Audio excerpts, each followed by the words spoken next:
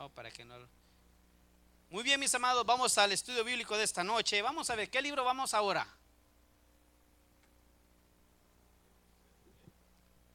Esdras, ¿verdad? Esdras. Vamos a estudiar en esta noche el libro de Esdras y es lo que vamos a abrir nuestras Biblias en el libro de Esdras capítulo 1, versículo del 1 en adelante, el retornando del cautiverio. Libro de Esdras capítulo 1, versículo del 1 al 4. Pastor, mi Biblia no tiene Esdras. Hermano, Esdras está después de segunda de Crónica, antes de Job. Póngase en pie la última vez para que quiero que aprovechemos esta noche el tiempo en escudriñar la palabra de Dios.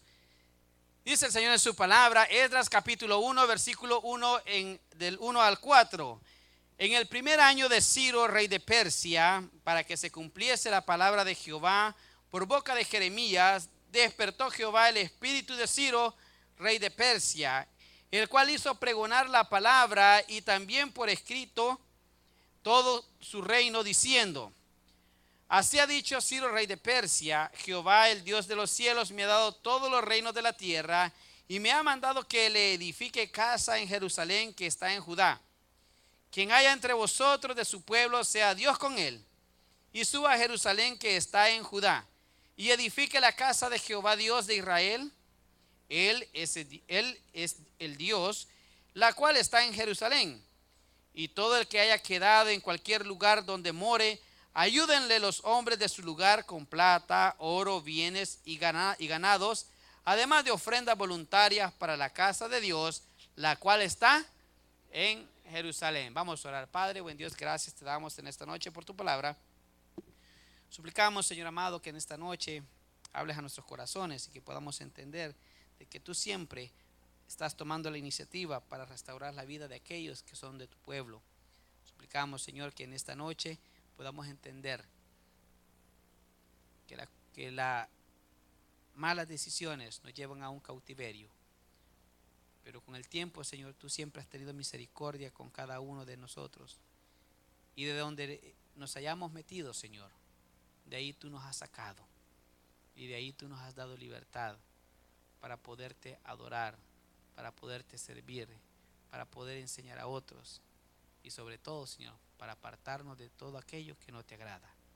Háblanos al corazón en esta noche, en el nombre de Jesús. Amén y amén. Antes de continuar con el estudio, quiero recordarle que para este viernes 24 de octubre va a estar con nosotros el pastor Agustín Acuña del Tabernáculo de San Francisco. Así es que no se le va a olvidar, traiga un amigo, traiga un invitado. Vamos a tener al pastor predicando en esta noche. Así es que se me había saltado el poderlo anunciar, ¿verdad? Así es que véngase temprano y vamos a compartir la palabra del Señor. Muy bien, volvamos al estudio de esta noche. Y quisiera comenzar dando una pequeña introducción de lo que es el libro de Esdras. Esdras sigue a segundo de Crónicas como la historia del pueblo judío, registrando el regreso a su tierra después de la cautividad. Recuerde que terminamos allá el libro de Crónicas, segundo de Crónicas, donde veíamos que el pueblo, por haber pecado, por irse detrás de la idolatría, por no obedecer la palabra de Dios, dice que simple y sencillamente los mandó al cautiverio. 70 años de cautiverio. Hermanos, si nosotros que nos digan en la corte va a estar un mes, ¿verdad? Ya estamos ahí pensándola. 24 días y 6 horas, ¿cuánto fue? Y hermano, la pensamos. Imagínense, esto le dijeron, van a estar 70 años cautivos. En la Biblia hebrea, Esdras, Nehemías y Esther eran un solo libro. A esto se le comprende, son los libros históricos después de la cautividad, se le llaman libros post-cautiverio. Así como también los libros de Ageo, Zacarías, Malaquías, todos son libros que se escribieron después de la cautividad. Ahora, este libro nos cuenta o nos da un cuadro de cómo Dios sacó a su pueblo que estaba esclavizado y cómo lo llevó y cuál fue el proceso que tuvieron que seguir para llegar a volver a tener la adoración que ellos añoraban antes. ¿Cuántos han oído esa canción? Porque es una canción, pero prácticamente es sacada de la Biblia. los ríos de Babilonia. Dice, cuando nos sentábamos allá junto a los ríos de Babilonia, añorando, dice, volver a Sión, dice, y nuestros autores nos decían, canten algunas canciones de Sión. Y decía, ¿cómo podemos cantar nosotros canciones de Sión o de nuestro Dios estando cautivos? Y es prácticamente lo que pasa con el Hijo de Dios cuando se va, cuando cae en pecado. No se siente a gusto, no, por más que él quiera salir, por más que él quiera a dar el primer, no puede porque se siente cautivo. Y lo primero que dice, oh, ¿qué van a decir los hermanos si vuelvo a la iglesia? ¿Qué va a pensar mi familia?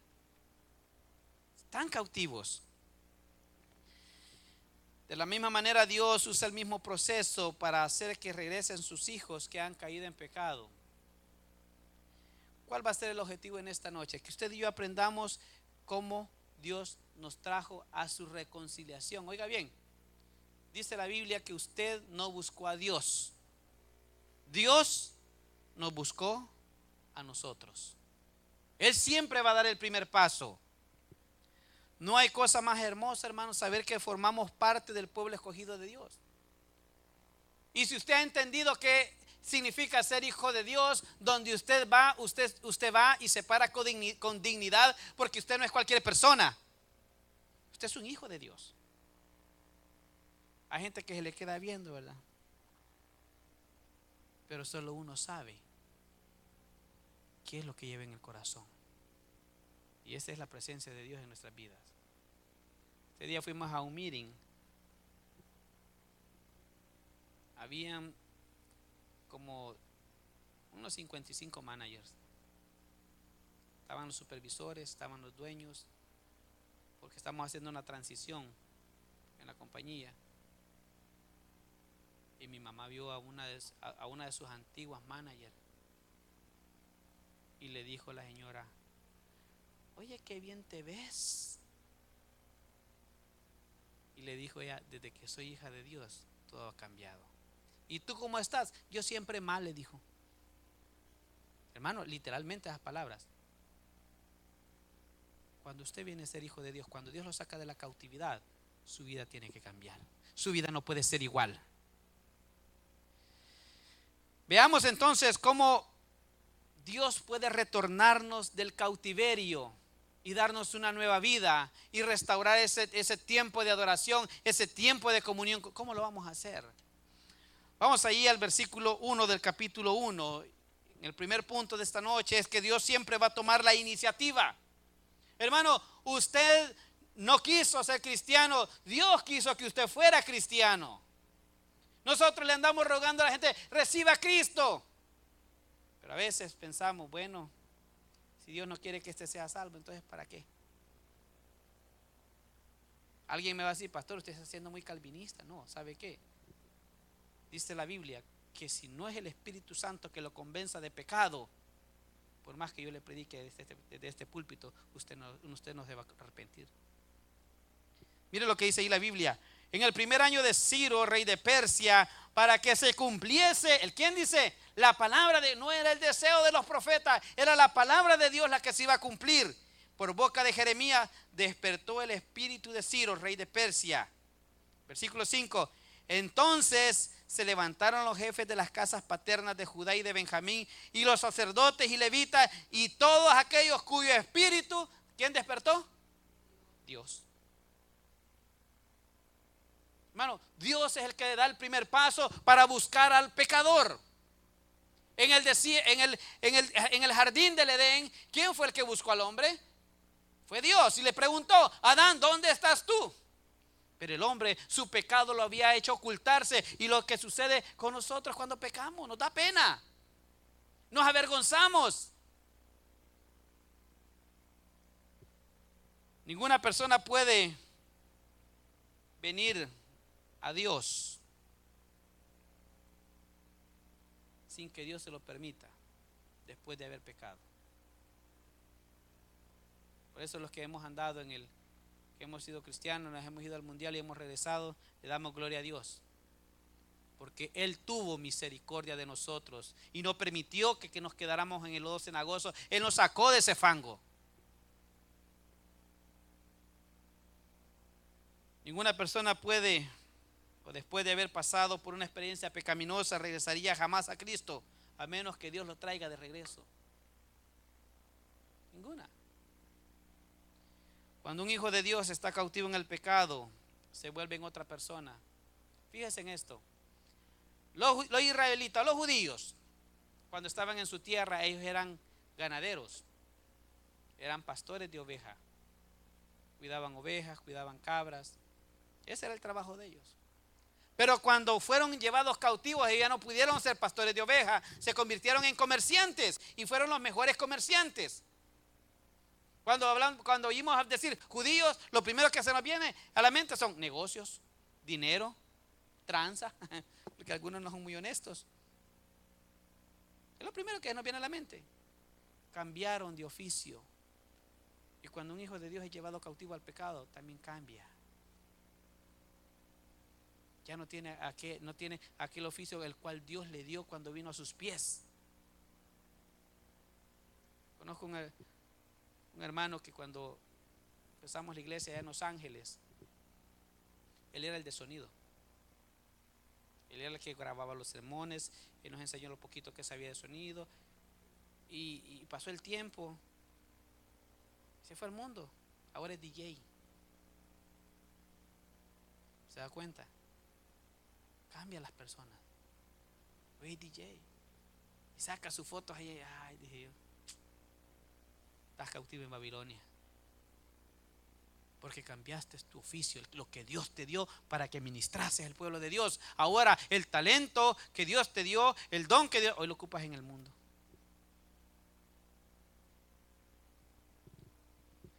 Eran tan prósperos los judíos materialmente que muchos no quisieron volver a Jerusalén. Y muchos hijos de Dios no quieren volver al redil porque están cómodos en su mundo de placer y de materialismo. No, yo a la iglesia, ay, voy a llegar un día de estos, pastor. Hay un amigo por ahí, mi hermano le quiero decir. Ahí me llama. ¿A qué hora va a ser el culto? Me dijo. Siempre me llama. Oh, va a ser a las 7:30, hermano, pues ya sabe. Ahí voy a llegar. 2, 3, hermano. El materialismo. Y por más que quieran acercar a Dios, no pueden porque están cómodos. Aunque sigan siendo esclavos, ellos no querían volver, aún siendo llamados por Dios, no quisieron volver. Pero el Espíritu de Dios, dice ahí en el versículo 1, despertó Jehová el espíritu de Ciro, rey de Persia. Y el versículo 5 dice, todos aquellos cuyo espíritu despertó Dios para subir a edificar a la casa de Jehová, la cual está en Jerusalén. Hermano, cuando Dios te llama, no te llama para que te vengas a sentar. Dios te llama para venir a edificar. Dios llamó a sus hijos, a su pueblo, para que viniesen a edificar. Así Dios despierta el deseo de volver a sus pies. Comenzamos a sentir insatisfacciones con lo que tenemos. Nada nos llena, nada nos alegra. Mire, hermano, es cosa fea andar en el mundo después de haber conocido la verdad. Y se lo confieso. Andábamos en el mundial, ya pasábamos por y oíamos a los hermanos cantando. Yo le doy gracias a Dios que por lo menos aquí tenemos una consola y tenemos unas pistas. Oíamos sin nada. Pero solo oírlos cantar, anhelábamos a ver cuándo, algún día Dios me va a sacar de esto. Es horrible. Dios nos vuelve insatisfechos para poder volver al redil y que podamos encontrar la satisfacción dentro del cuerpo de Cristo. ¿Cierto o no? Que cuando llegamos de regreso a la iglesia, aquí estamos y no nos movemos y nos aferramos y nos quedamos. Y aunque nos llueva, ya vamos a ver eso más adelante, porque en el proceso de restauración no fue fácil. Tuvimos que pelear nuestras propias batallas. Entonces, punto número 1, Dios siempre va a tomar la iniciativa para hacerte volver al redil. Dios siempre va a andar buscando al pecador. Dios siempre va a estar buscando a aquel que se alejó de sus caminos. Porque por uno solo no puede, hermano. Uno solo no puede. Segunda cosa que vamos a aprender esta noche. Esdras capítulo 3, versículo 2. Esdras 3, 2. Vamos desde el 1, dice: Cuando llegó el mes séptimo, y estando los hijos de Israel ya establecidos en las ciudades, se juntó el pueblo como un solo hombre en Jerusalén. Entonces se levantaron Jesúa, hijo de Josadac, y sus hermanos los sacerdotes, y Zorobabel, hijo de Salatiel, y sus hermanos, y edificaron el, ¿qué dice? El altar del Dios de Israel. ¿Para qué, hermanos? Para ofrecer sobre él holocaustos, como está escrito en la ley de Moisés, varón de Dios. Hermano, cuando usted regresó a los pies de Cristo, y nosotros decimos en el lenguaje cristiano, religioso, se reconcilió con Dios. ¿Qué es lo que usted sintió? ¿Qué es lo primero que hizo? Usted comenzó a querer darle gracias. Señor, gracias. Gracias. Y el primer paso de tu restauración y de mi restauración fue crear un altar en nuestro corazón para agradecerle a Dios por lo que Él ha hecho por nosotros. Es lo primero que hacemos. Primer acto de un corazón que regresa a la verdadera comunión con Dios después de haber caminado por la oscuridad es levantar un altar para Dios. He fijado que esos que se reconcilian a veces son los que más ganas le echan, porque ya fueron a probar. Ya fueron a probar allá afuera y se dieron cuenta que no les fue muy bien. Hermano, cuando yo me siento con otros pastores a platicar cómo fue nuestra vida, con temor y temblor decimos: no queremos volver. No sé qué vamos a hacer, pero no queremos volver. No queremos. Y nos cuidamos. Y le di, hermano, cuide lo que Dios le ha dado. Créame, no es bonito regresar al mundo. No es bonito, como decimos en buen ser, patear el alambre.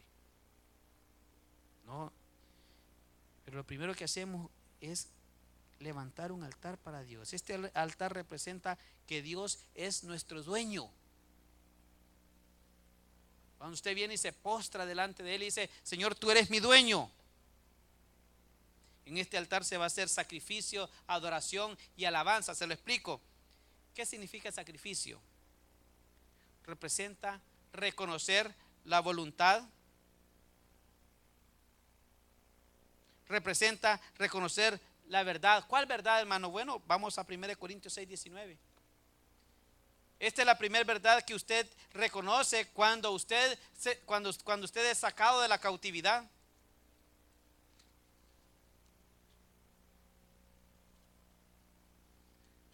Primero Corintios 6, 19.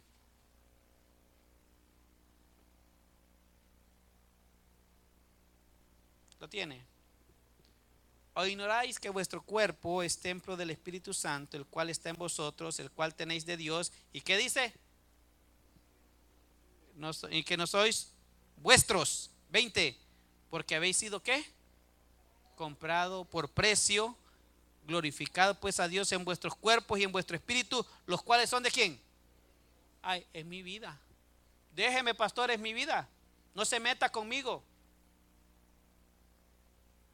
Hija, no hagas eso. Mamá, déjeme, ya estoy grande, soy mayor de edad. Hijo, mira, ya tengo 18 años y ¿qué quieres, pues? Te equivocas. Si tú un día entregaste a tu corazón a Cristo, tú ya no te perteneces, le perteneces a Cristo. Y cuando regresas de la cautividad, es lo primero que vas a reconocer. Esa verdad de que ya no te perteneces, sino que perteneces a Dios. Adoración representa disfrutar una vez más esa relación que ha sido restaurada, cuando usted disfruta la presencia de Dios. Cuando usted vuelve otra vez a aquello. Hermano, lo único que yo me acordaba cuando yo volví a los pies eran los coritos. Era lo único que me acordaba. Y cuando los oía yo me pasaba a esas iglesias que sacan la pandereta y sacan todo. Y los hermanos, uno sentía que el corazón que le hacía por dentro, ¿verdad? Pero no es lo mismo como venir, sentarse y cantarlos. Y sentir esa emoción, ese deseo de adorar a Dios. Y alabanza significa o representa el gozo de tener el Todopoderoso de nuestro lado. Imagínense que viniera ahorita el presidente de los Estados Unidos y le dijera: lo voy a llevar conmigo, usted va a ser mi huésped, no le va a faltar nada. ¿Usted cómo se sentiría? ¿De verdad? No, de verdad. Y traigan el helicóptero y lo estacionan allá afuera, ahí cabe todavía. Y lo llevan, contento, ¿verdad? Si usted con solo que le firme un libro, imagínense que volver a formar parte del redil de Dios. Es que yo nunca hermano, y esa es una mentira que nosotros nos hemos dado gancho nosotros hoy. Es que yo nunca dejé de ser. Tal vez no dejaste de ser de Dios, pero dejaste de formar parte del ejército. Número 1, Dios siempre va a dar la iniciativa. Número 2, cuando tú vienes con un corazón agradecido, lo primero que vas a hacer es levantar un altar para Dios. Dios quiere que le levantemos un altar en nuestro corazón donde nos ofrezcamos nosotros vivos, dice la palabra de Dios, como sacrificios vivos hacia Él. ¿Qué sacrificamos nosotros para Dios? Un tercero, Esdras 3:12.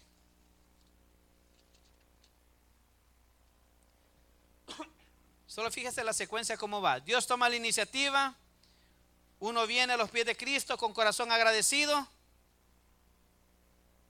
pero déjeme decirle, la segunda oportunidad jamás va a ser igual que la primera. Nunca. Hermano, yo empecé a estudiar teología en 1997. Yo me gradué de bachiller en 1996.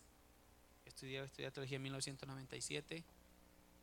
A las 6 de la mañana iba a la universidad, luego trabajaba y en la tarde iba al colegio de teología. Pero por mi necedad no terminé, me vine para acá, nos fuimos al mundial un rato.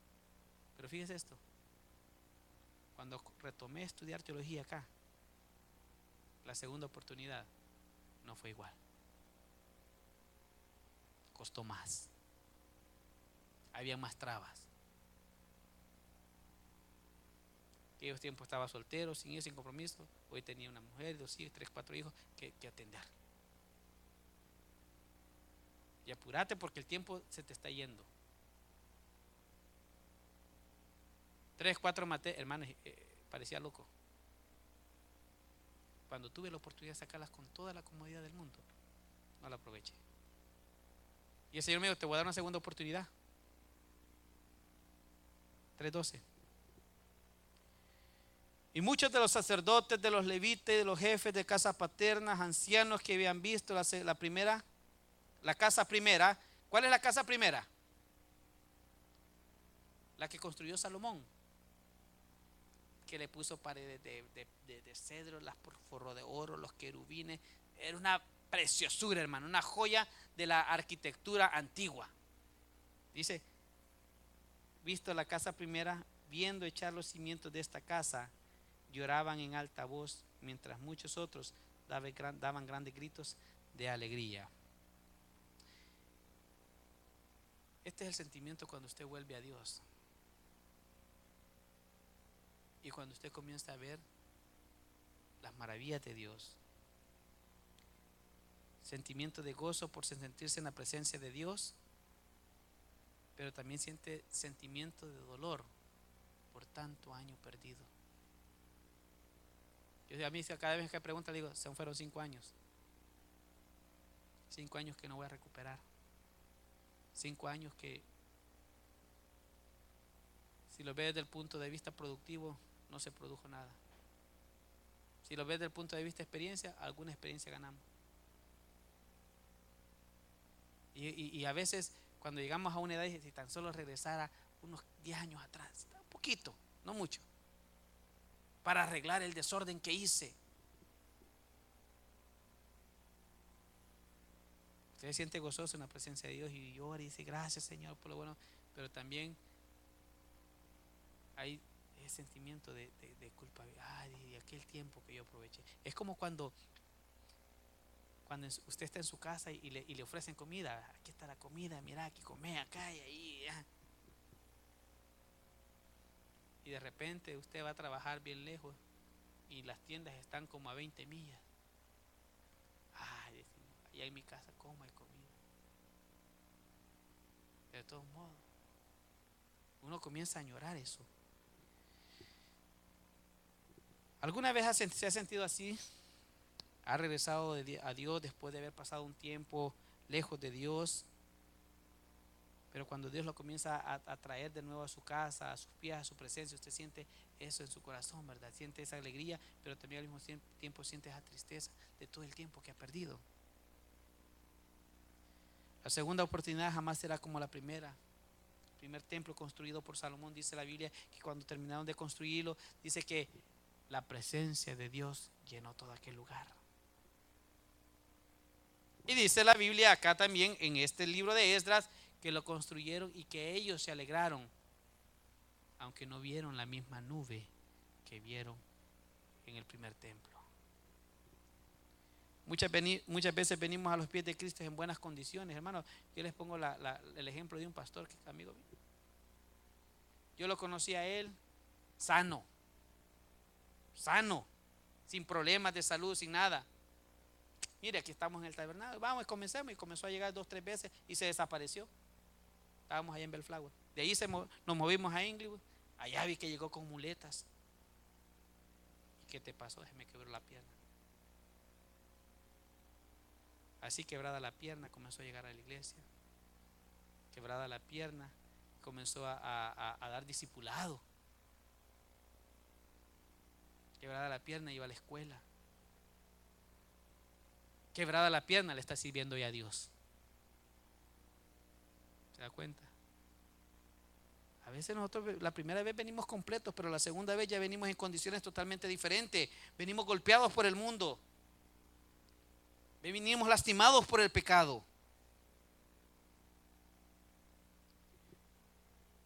La segunda oportunidad jamás va a ser igual que la primera. Un cuarto. Esdras 4, 1 y 2. Número 1 dijimos, Dios siempre da la iniciativa. Número 2, corazón agradecido le crea un altar a Dios. Número 3, la segunda oportunidad no va a ser igual que la primera. Número 4, en el proceso de tu restauración y de mi restauración, siempre va a haber oposición. Vaya conmigo ahí, Esdras 4:1. Y este se pone bien interesante, hermano. ¿Cierto o no? Que la familia dice, es que este es bien bolo, este es bien borracho, este no. Y comienza a venir a la iglesia y se compone y se enojan ahora porque ya no toma y porque viene a la iglesia. ¿Cómo la ves? Prefiero que siga siendo un bolo, pero que no vayas a la iglesia. ¿Por qué es parecido? Pura coincidencia. 4:1. Oyendo los enemigos de Judá y de Benjamín y de que los venidos de la cautividad edificaban el templo de Jehová Dios de Israel. ¿Sabe cuál significa cuando dice edificaba el templo de Jehová Dios? Es cuando usted está trabajando para mantener el templo del Espíritu Santo. Cuando usted se está cuidando. Cuando usted se está apartando de aquello que le es estorbo, que le está molestando, que le puede dañar el cuerpo. Vinieron a Zorobabel y a los jefes de casa de paternas y le dijeron, oiga bien, edifiquemos con vosotros, porque como vosotros buscamos a vuestro Dios, y a él ofrecemos sacrificios desde los días de Esarhadón, rey de Asiria, que nos hizo venir aquí. Siempre va a haber una fuerza que se va a oponer inmediatamente a lo que Dios intenta realizar en tu vida. Siempre va a haber algo. Siempre, siempre va a haber algo que se va a oponer cuando Dios está restaurando tu vida. Puede ser tu familia, puede ser tus amigos, tus compañeros del trabajo, tu jefe, incluso los mismos hermanos de la iglesia. Bueno, ¿y este qué viene a hacer aquí, pues? Porque hay algunos que así son. ¿Y este qué viene a la iglesia? Dele gracias a Dios que está viniendo. Siempre va a haber algo que se va a oponer a todo aquello que Dios está realizando. Hay una fuerza en todas las personas que se resiste a lo que Dios está haciendo.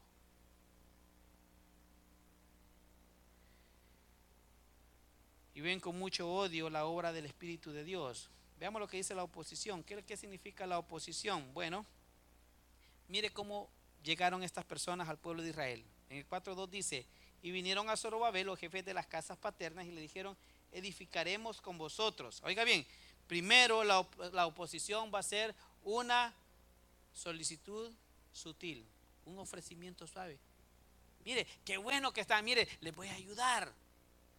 Vamos a ayudarle, vamos a hacer aquí. Mire, nosotros tenemos buen deseo. Una solicitud amigable. Corazones abiertos y mire qué bueno este hermano. Y tal vez no es ni hermano. Dispuestos a ayudar y participar en el trabajo.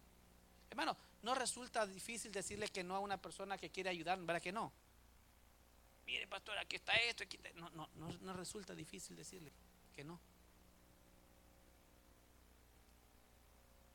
Sale más fácil decirle que no a una persona que sabemos que nos va a lastimar, pero una persona que se deshace de amabilidad, a él no les podemos decir que no tan fácilmente. Pero hay una manera de poder decir que no. La única manera que podemos resistir a este tipo de oposición es estar dispuesto a obedecer la palabra de Dios. Le voy a decir por qué. Van a venir ofrecimientos a nuestras vidas que para nosotros vamos a creer, vamos a pensar que son buenos. Pero lo que va a suceder es que nada más es una forma de poder estorbar a lo que estamos haciendo. Fíjese lo que dice ahí la palabra de Dios en el 4:3. Zorobabel, Jesúa y los demás jefes de la casa paterna de Israel dijeron, oiga bien lo que les dijeron: no nos conviene edificar con vosotros casa a nuestro Dios, sino que nosotros solos le edificaremos a Jehová, Dios de Israel, como nos mandó el rey Ciro, rey de Persia. Oiga bien, le están diciendo que no a la ayuda financiera y a la ayuda humana para poder construir el templo. ¿Qué había de malo ahí, hermano? Hermano, pues es una ayuda, acéptela. Alguien me dijo: mire, y si alguien se gana la lotería y le quiere regalar 1 millón, yo lo agarro para mí, pero no para la iglesia. Sencillo. A mí démelo. Para la iglesia no lo. ¿Sabe por qué? Porque va a traer maldición para la iglesia. Y es lo que vamos a ver, es lo que pasa acá. Es que nosotros les dimos. Es que nosotros hicimos. ¿Y qué es lo que le dice el pueblo? ¿Saben qué? No nos conviene con ustedes. ¿Sabe por qué? Porque primeramente Dios en el Antiguo Testamento y en la ley de Moisés les dijo: ¿saben qué? Con las naciones de las cuales yo he hecho delante de ustedes, con ellos no procuraréis su bien, ni mucho menos su paz. No se junten, no se mezclen. ¿Por qué tenemos que mezclarnos? ¿Por qué tenemos que ser como las demás naciones? ¿Por qué tenemos que vivir como viven los demás? ¿Por qué tenemos que celebrar lo que los demás celebran? Oiga bien. ¿Por qué rechazaron la oferta de los samaritanos? Porque Dios les había mandado que no deberían tener comunión con otras naciones. Así como Dios nos manda a nosotros que no tengamos ese tipo de relaciones en cuanto a la fe.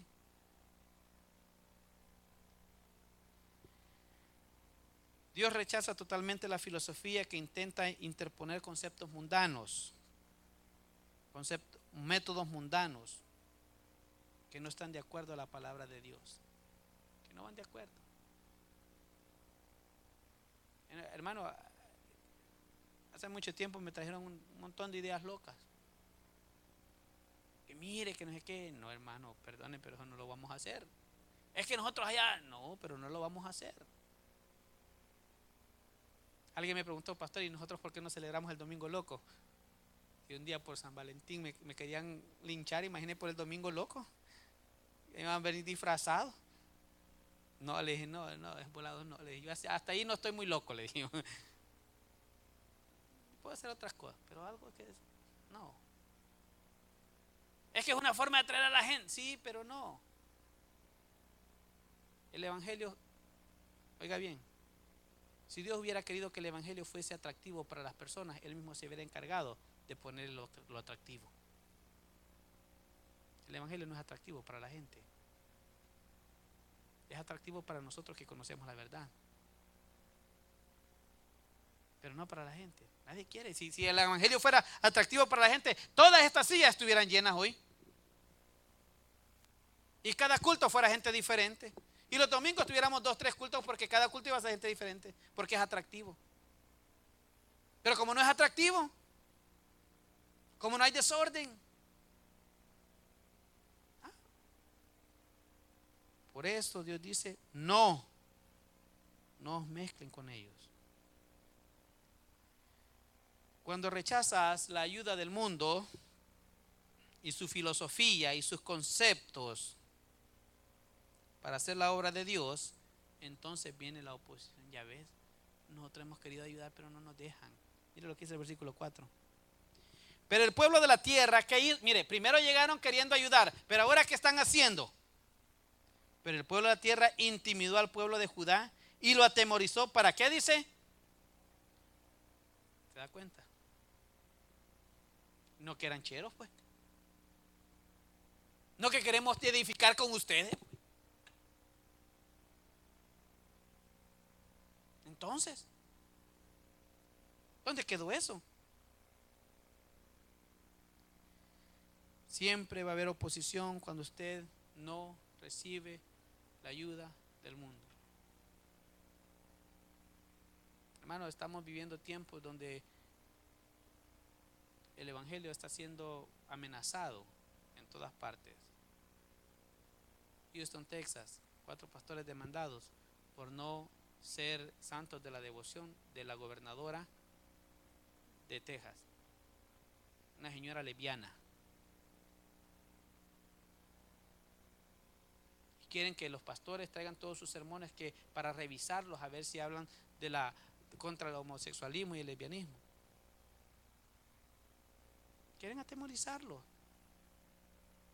solo porque no están de acuerdo con sus prácticas aberrantes. Lo mismo va a pasar cuando no estemos de acuerdo. Mire, cambiemos hagamos este negocio. Y usted sabe que está mal ese negocio, mejor no lo haga. Y se va a dar cuenta como, es que es mi amigo. Si éramos, no me habla solo porque no le quise hacer caso en aquel negocio que querían hacer, negocio chueco. Como hijos de Dios tenemos que hacer las cosas bien. Y cuidarnos de aquellos que dicen que son nuestros amigos, pero que por debajito del agua nos están metiendo en cosas que no son de Dios. A decirle al jefe que no vas, que estás enfermo, hombre, y vámonos para tal lugar. Provocándola a mentir, provocándola a ser irresponsable. En el proceso de tu restauración o la restauración de nuestra vida siempre va a haber oposición. Pero déjame decirte, Dios siempre tiene todo bajo control. Vea el versículo 14. 6:14. 6:14. 6:14. Después de la oposición, si usted lee el capítulo 5, capítulo 6, todo eso, se va a dar cuenta que le mandaron cartas hasta al presidente de los Estados Unidos que no había nacido, para que dejaran de edificar. Pero el 14 dice, y los ancianos de los judíos edificaban, ¿y qué dice? Prosperaban conforme a la profecía del profeta Ageo y de Zacarías, hijo de Ido. Edificaron pues y terminaron por orden del Dios. ¿De quién dice? Ay, hermano, cuando Dios está en medio del negocio, nadie o no habrá oposición que lo pueda detener a usted. No va a haber nada. No va a haber nada. Solo deje, solo haga la voluntad de Dios y nadie lo va a poder detener. Dice ahí, por orden del Dios de Israel y por mandato de Ciro, de Darío y de Artajerjes, rey de Bae. ¿Cuántos reyes son ahí? El rey de reyes más 3 reyes más. 3 más. Cuando Dios esté en medio del asunto, no habrá oposición que prevalezca. Dios siempre está todo bajo control. Versículo 11, ahí en el mismo capítulo, mire lo que les dijeron a todos aquellos que estaban oponiéndose. También por mí, está hablando el rey,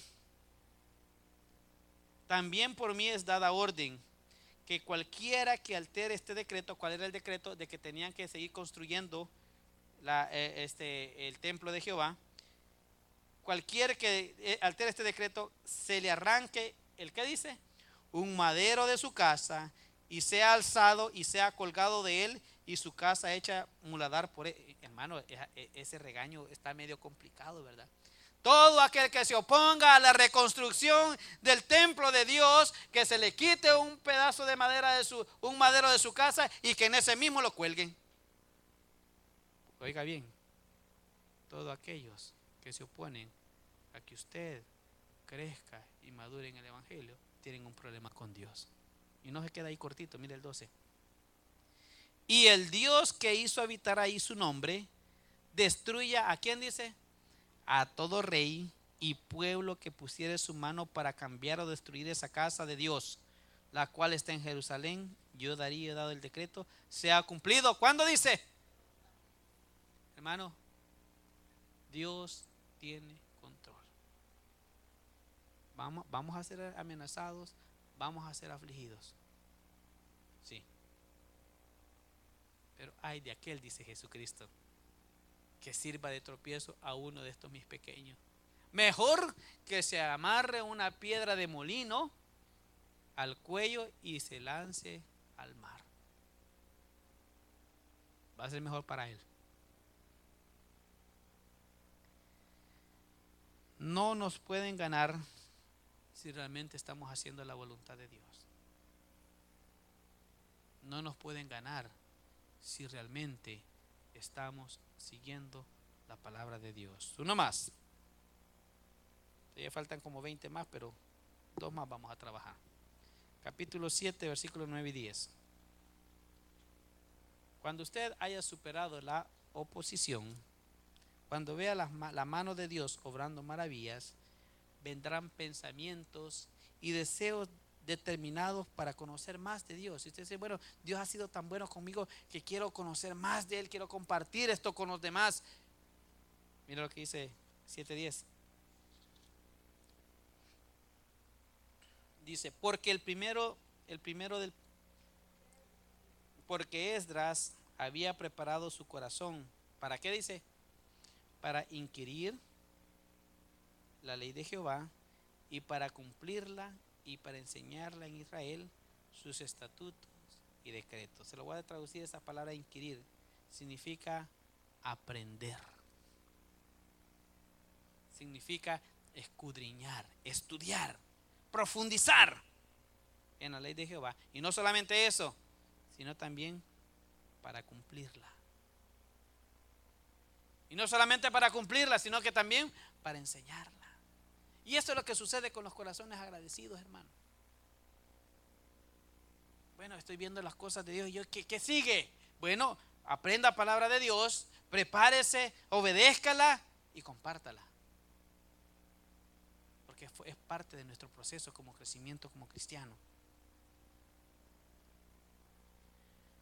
Puede ser que usted sea un estudiante de la Biblia.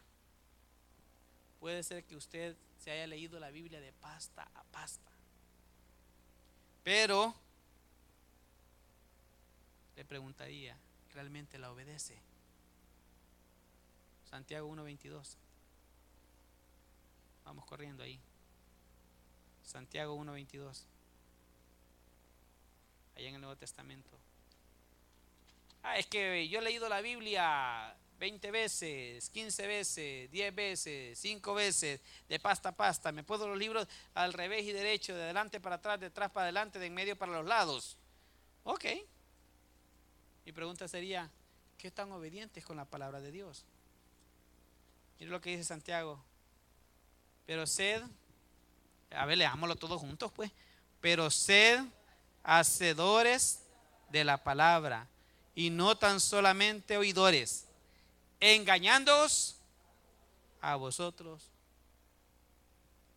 Si lees la Biblia y no la obedeces, te engañas tú solo. Te engañas tú solo. Ahí lo dice.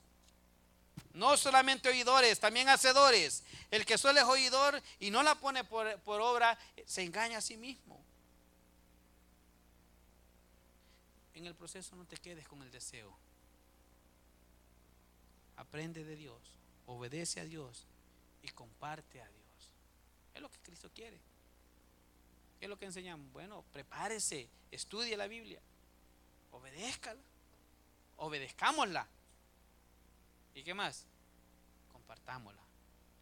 Y un último, para que después nos tomemos un cafecito, hoy sí hay café. Esdras 9:1. Ya vimos que Dios es el que da el primer paso.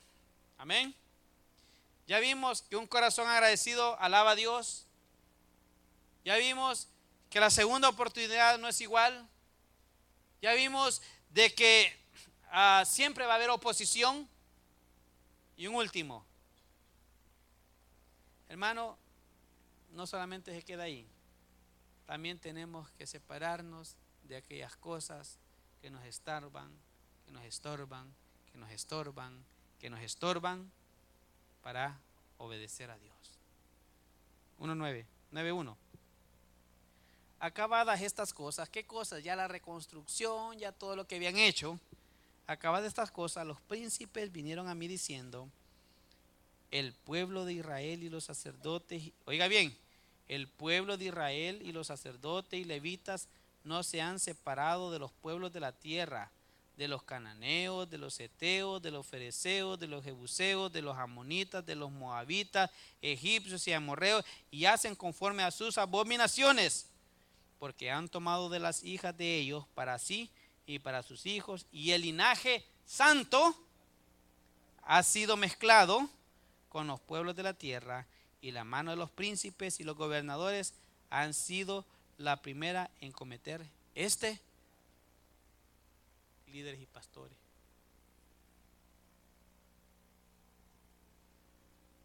Tiene que haber una separación de aquello que practicaba con la vida, que practicaba antes. Tiene que haber una separación. La vida cristiana lo demanda, la Biblia lo dice. ¿Sabe usted por qué lo llevaron presos? Lo llevaron cautivos por 70 años. Por esto mismo. Porque practicaban las abominaciones de los pueblos paganos que estaban a su alrededor. ¿Por qué nosotros caemos en pecado? Porque nos andamos mezclando con aquellos que andan pecando. ¿Es cierto? Usted solito, a lo mejor es muy probable, pero hay más probabilidad cuando usted anda con aquellos, ¿verdad?, que andan todo el tiempo. No era chismoso, pero como se juntaba con chismosos, se hizo chismoso. No era ladrón, pero como andaba con ladrones, él le pegó la maña. Ya había dejado de tomar, pero como siguió viendo a sus amigos los borrachos, siguió tomando. Muérete, le dijeron en el hospital. Seguí tomando. ¿Sí me entienden? La niña no era loca, no, pero sus amiguitas sí las eran, entonces sí, es igual que ella. Tenemos que separarnos de aquello que no es agradable para Dios. No puedes seguir viviendo como antes. No puedes seguir actuando como antes. No puedes seguir practicando cosas como las de antes. No podemos. Dice, y el linaje santo se ha mezclado con el mundo.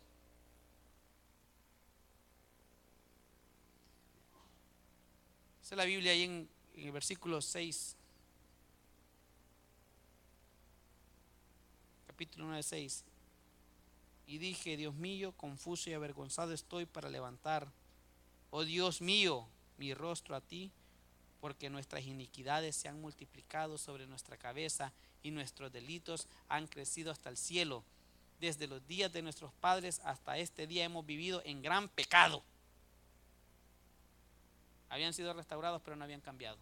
70 años de cautiverio no les habían bastado. Es como la gallina vieja. ¿Cuántos han cocinado gallinas viejas? Duras. Les dan fuego todo el día y no se ablandan. No se ablandan. Me llamaba aquel ablandador de carne que le ponían. Ni con eso. Se lo daban al chucho, ¡chá! Rebotaba. Y el chucho bien enojado se le quedaba, ¡ey, dame la carne de verdad! Desde el día de nuestros padres hasta este día hemos vivido con gran pecado y por nuestras iniquidades nosotros, nuestros reyes y nuestros sacerdotes hemos sido entregados en manos de los reyes de la tierra a espada, a cautiverio, a robo y a vergüenza que cubren nuestro rostro como hoy día. ¿Por qué? Porque no habían quitado las malas mañas. No los habían quitado. Necesitamos confesar nuestros pecados ocultos, despojarnos de las prácticas antiguas. Hermano, eso va a ser doloroso. Lucas 14:26. Lucas 14:26.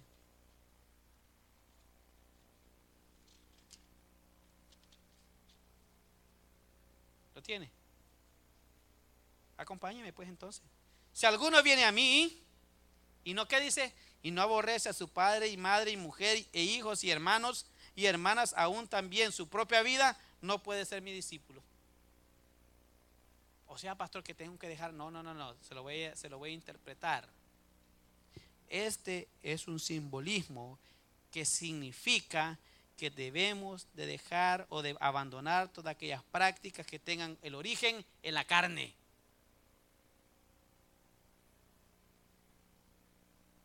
Para tener una restauración completa.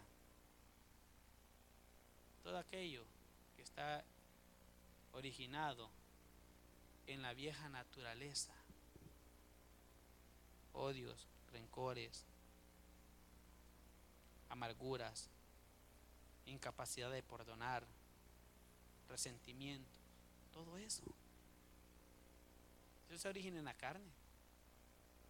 ¿Usted cree que le puede, así, hablando un poquito más, si a usted alguien le hace algo y usted no le puede hacer nada, pero si alguien más grande viene y le hace por usted, ¿cómo se siente usted? Ja, ja, ja, ya viste, goza la venganza, ¿verdad? ¿Qué es eso? Carne. Carne. Porque dice la Biblia, no os alegréis cuando tu enemigo cae. Es carne. Ya vas a ver, venganza. Yo lo perdono para que no me vuelva a hablar. Carne. Resentimientos, amarguras. Tenemos que despojarnos de eso. Allí en el versículo mencionamos un montón de tribus, ¿verdad? Amorreos, ariteos, fereceos, de todo. Eso son el simbolismo de todas aquellas cosas carnales con las que nos hemos encariñado. Nos hemos encariñado con el enojo, con el resentimiento, rencores, amargura, incapacidad de perdonar y no queremos renunciar. Y cuando alguien le dice a alguien, hermano, mire, es que eso no está bien, ¿sabe lo que hacemos? Nos enojamos. Usted no se mete en mi vida, usted no se ha metido. It's not your business. It's my family. Leave me alone. Es como que hablan en inglés sin barrera. Salga el comercial. Déjame en paz, no te metas conmigo. Es mi vida. ¿Cómo quieres que Dios te restaure completamente si no te sacas todo esto del corazón? Estos producen enfermedades físicas. Y fíjese que no estaba tan fácil deshacerse de todo lo que ellos, mire lo que tenían que renunciar. 10:3. Esdras 10:3. se me quedaron allá en Lucas, ¿verdad? Esdras 10:3. Ya vamos a terminar, total, ya me pasé, déjeme terminar. Déjeme terminar. Entonces respondió Secanías, hijo de Jehiel, de los hijos de Elán, me dijo a Esdras: nosotros hemos pecado contra nuestro Dios, pues tomamos mujeres extranjeras de los pueblos de la tierra, mas a pesar de esto aún hay esperanza para Israel. Ahora pues hagamos pacto con nuestro Dios. ¿Y qué dice? Y despidamos a todas las mujeres y los nacidos de ellas, según el consejo de mi Señor y de los que temen el mandamiento de nuestro Dios, y llégase conforme a la ley. ¿Sabe lo que estaban diciendo? Echemos a nuestras mujeres y a nuestros hijos. No son de linaje, no son puros de sangre. Hermano, y esas son las cosas que a veces nosotros traemos y nos cuesta. Actitudes, mañas. Hermano, ahí no, por ahí no es. Es que yo quiero, no sé. Deshágase de todo eso. ¿Será doloroso? Sí, hermano, es doloroso. Como un adicto. Un adicto cuando está en el proceso de recuperación, ¿cuáles son los primeros síntomas? Hermano, se desespera, le duele, porque no tiene la droga. Se enoja, hermano, pasa por momentos difíciles. Pero ¿cómo es cuando ya está limpio? Cuando ya ha sido desintoxicado. Quiero terminar con este último versículo, Mateo 5:29.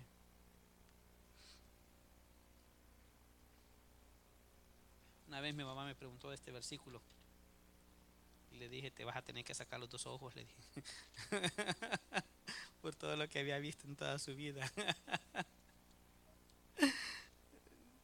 Mateo 5:29. Y de verdad tengo, hermano, no se preocupa. Fíjese, ya lo vamos a interpretar. Será doloroso. Mateo 5:29, ¿lo tiene? Dice: por tanto, si tu ojo derecho te es ocasión de caer, ¿qué dice? Ay, pastor, eso duele. Y sin anestesia y con cuchara. Sácalo y échalo de ti, pues es mejor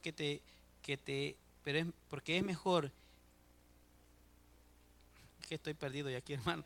Pues es mejor que se te pierda uno de tus miembros y no todo tu cuerpo sea echado del infierno. Y si tu mano derecha te es ocasión de caer, córtala y échala de ti, pues es mejor te es que se pierda uno de tus miembros y no que todo tu cuerpo sea echado al infierno. Hermano, o sea, que me tengo que cortar, no, hermano. Lo que Jesús está enseñando, que así como es de doloroso cortarse un miembro de su cuerpo, así de doloroso va a ser quitarse los malos hábitos pecaminosos. Es mejor que te los quites, dice, en vez que vayas a parar al infierno.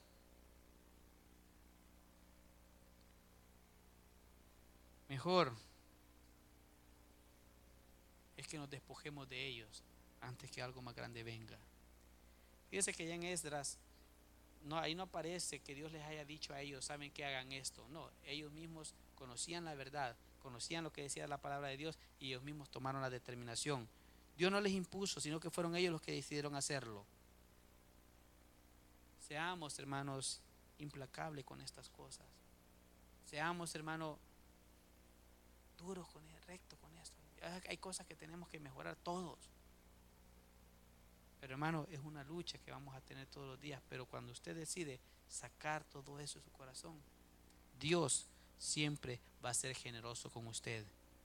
Las decepciones van a ser inevitables. Usted se puede decepcionar, hermano.